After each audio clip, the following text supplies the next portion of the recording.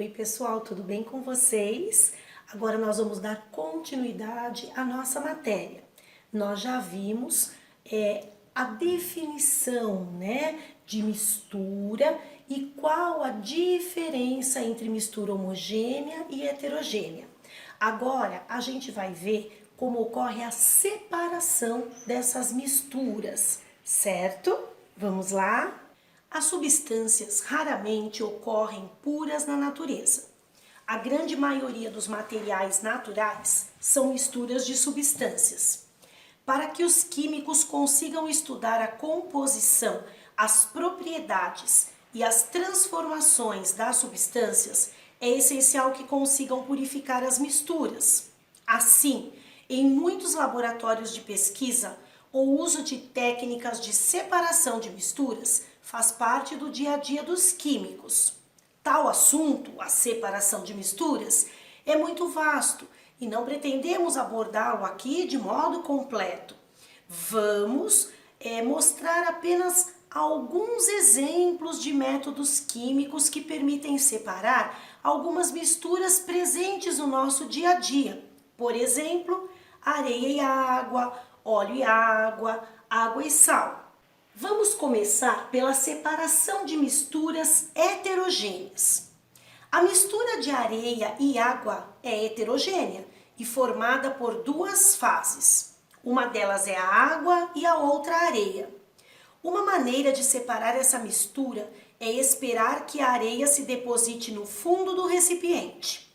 Essa deposição de sólido no fundo do frasco é chamada sedimentação.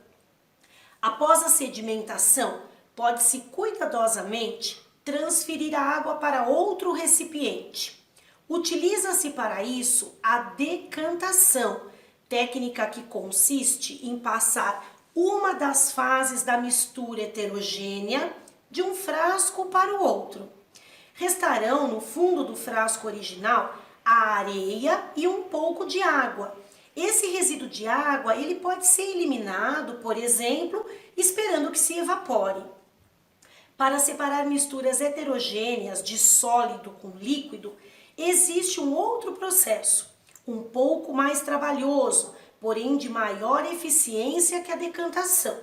É a filtração, técnica que consiste em despejar a mistura sobre uma superfície porosa, o filtro.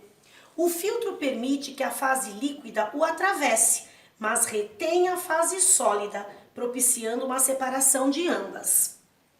O princípio de funcionamento do filtro pode ser comparado simplificadamente ao funcionamento das peneiras.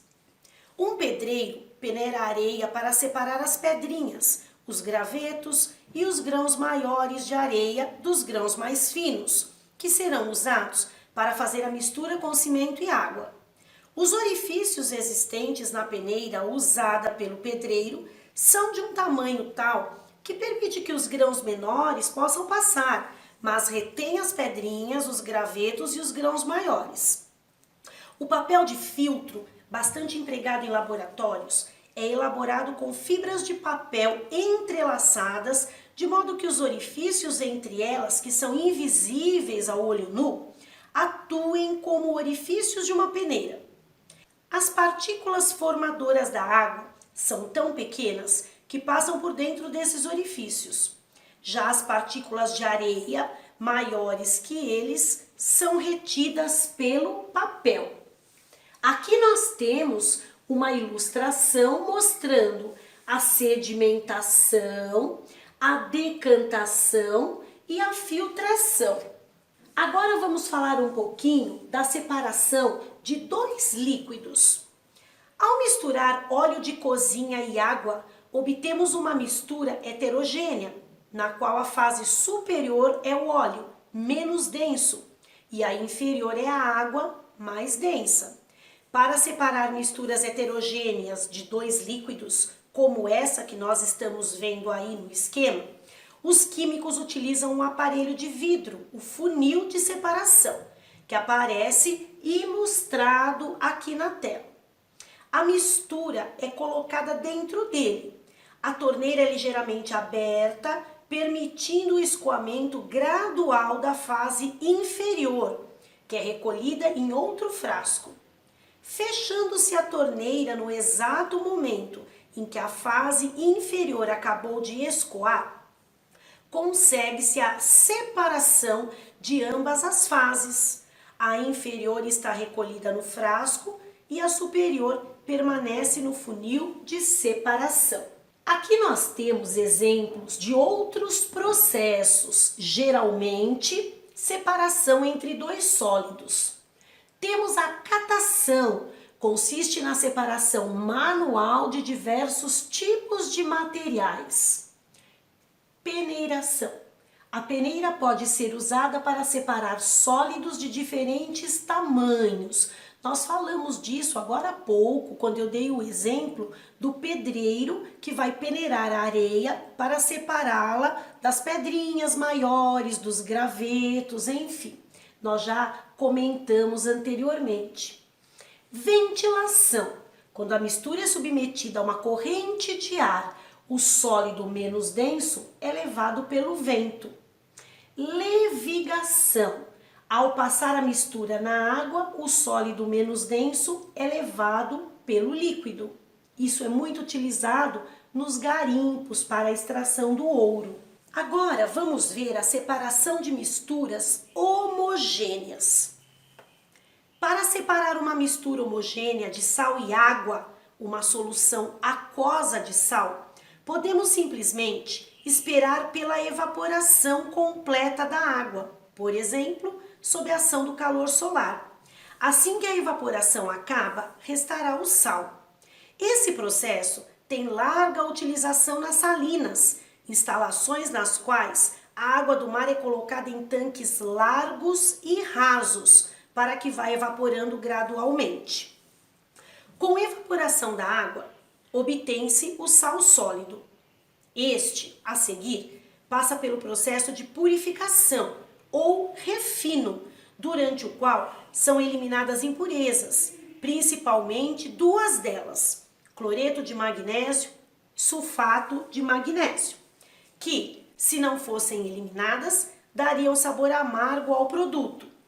A evaporação é uma técnica barata usada para se obter o componente sólido que está dissolvido no líquido, o sal no caso.